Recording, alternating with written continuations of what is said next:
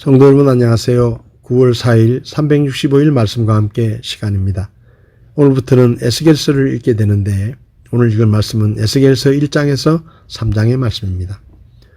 먼저 에스겔서에 대해서 잠깐 살펴보면 에스겔서의 저자는 에스겔입니다. 주전 593년에서 570년 사이에 기록되었을 것으로 추정됩니다. 에스겔서의 기록 목적은 유다의 멸망이 범죄의 결과임을 알게 하기 위해서 기록되었고 하나님은 이스라엘뿐만 아니라 전 세계의 하나님이 되심을 가르치기 위해서 기록되었습니다. 1장에서는 에스겔이 언제 어디서 소명받았는가에 대한 인적, 시대적, 지리적, 역사적 배경에 관한 정보가 나옵니다. 그리고 포로된 지 5년째 그발 강가에서 본 환상의 내용이 나오고 동시에 에스겔에게 소명을 주시려고 나타나신 하나님의 영광을 에스겔은 자신이 본 그대로 묘사합니다. 에스겔은 자신을 하나님의 소명받은 자로 소개하고 내 생물의 환상과 내 바퀴의 환상, 궁창의 환상, 하나님이 영광스러운 형상에 대해 기록합니다. 이 장은 하나님께서 에스겔에게 사명을 부여하신 것에 대한 기록입니다. 환상 가운데서 하나님의 영광과 위엄을 체험한 에스겔이 대언자로서의 소명을 받습니다. 하나님은 에스겔에게 사람의 아들이라는 호칭을 사용하시는데 이 용어는 구약 성경에서 다른 대언자들에게는 한 번도 사용되지 않았고 오직 다니엘과 에스겔에게만 사용됩니다. 에스겔서에서 사람의 아들의 의미는 에스겔이 작고 보잘것없는 존재로서 하나님의 말씀을 전하는 사자로 부름받았음을 알려줍니다.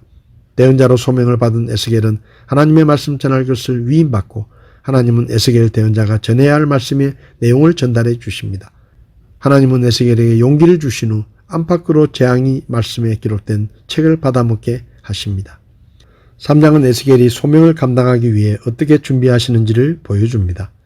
에스겔은 강팍한 이스라엘 백성에게 하나님의 지시에 따라 말씀을 전하도록 파송받습니다. 에스겔이 두루마리를 먹고 에스겔이 말씀을 전할 이스라엘의 백성들의 상태를 알려줍니다. 그리고 에스겔이 성령에 이끌려 이스라엘 백성에게 찾아가고 하나님은 대언자로서 에스겔의 임무에 대해 알려주시는데 에스겔에게 잠시 동안의 침묵을 명하십니다. 오늘 제 마음에 와닿은 말씀은 에스겔서 2장 5절의 말씀입니다. 그들이 듣고자 하든지 아니하든지 그들은 반역하는 집이니라. 자기들 가운데 지금까지 한 대언자가 있었음을 그들이 알지니라.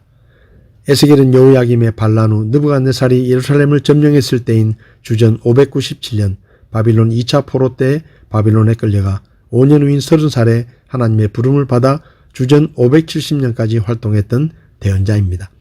에스겔이라는 이름은 하나님이 강하게 하신다라는 뜻인데 그의 이름처럼 하나님은 그를 강하게 하심으로 매우 어려운 시대, 매우 어려운 메시지를 포로로 잡혀와 살고 있는 유대인들에게 선포하게 하셨습니다. 하나님은 그가 어려운 시대에 대언자의 사명을 잘 감당하도록 1장에서 영광스러운 환상을 보여주셨고 2장에서는 내 발로 일어서라 라고 말씀하신 후 하나님의 영이 임하여 그를 일으켜 유다 백성들에게 말씀을 전달하는 사명을 주셨습니다. 피 끓는 청년이었던 에스겔에게 하나님의 백성인 이스라엘이 이방 나라에 짓밟히고 포로로 잡혀왔다는 현실은 도저히 받아들일 수 없는 일이었을 것입니다. 그는 한숨과 절망으로 주저앉아 있을 수밖에 없었습니다. 그러나 하나님은 주님의 영을 주셔서 그를 일으켜 세우시고 사명을 주셨습니다. 하나님께서는 에스겔에게 내가 너를 이스라엘 자손 곧 반역하는 민족 나를 반역한 민족에게 보내노라. 그들과 그들의 조상들이 내게 범법하되 바로 이날까지 그리하였나니 그들은 뻔뻔하고 마음이 뻣뻣한 자손들이니라. 내가 너를 그들에게 보내노니 너는 그들에게 이르기를 주 하나님이 이같이 말하노라 하라 라고 하셨고 6절에서는 그들은 대언자를 가시와 찔레로 찌르는 자들이고 정갈같이 쏘는 자들이다 라고 말씀하셨습니다. 하나님은 그들이 에스겔이 하나님의 말씀을 전하더라도 듣지도 않을 것이라고 하시면서도 에스겔에게 그들에게 가서 하나님의 말씀을 전하여 그들 가운데 하나님의 대언자가 있었다는 것을 알게 하라고 하셨습니다.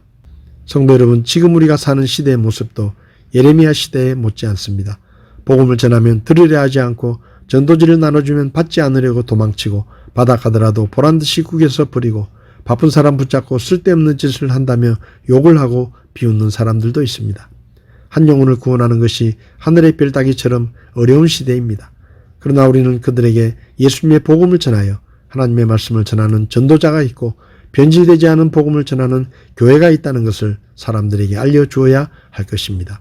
듣든지 아니 듣든지 말씀을 전하라는 것이 우리가 받은 사명이고 우리는 그 사명을 다 감당함으로 하나님께서 말씀하신 대로 이 시대 가운데 하나님의 복음을 전하는 전도자가 있고 하나님의 복음을 전하는 교회가 있었다는 것을 사람들에게 알 수 있도록 해야 할 것입니다. 할 수 있으면 오늘도 주님께 기도하며 한 사람에게 십자가의 복음을 전하는 전도자의 삶을 사는 우리가 될 수 있기를 바랍니다. 9월 4일 365일 말씀과 함께 오늘도 함께 해주셔서 감사합니다.